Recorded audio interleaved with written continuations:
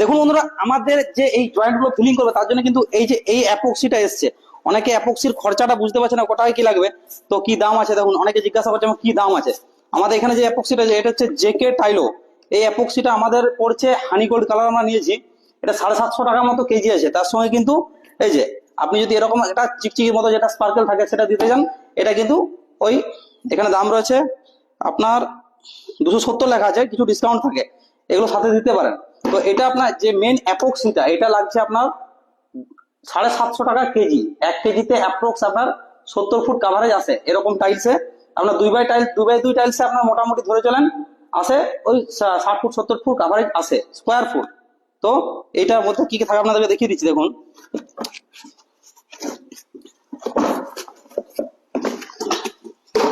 এটার মধ্যে দেখুন, এটা হচ্ছে মেন অ্যাপক্সি, সাথে একটা হার্ডনার আছে, ঠিক আছে।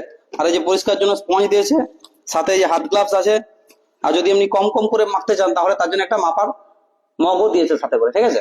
তো এটা মোটামুটি 750 টাকার মতো কেজি পড়ে, এটা জেকের।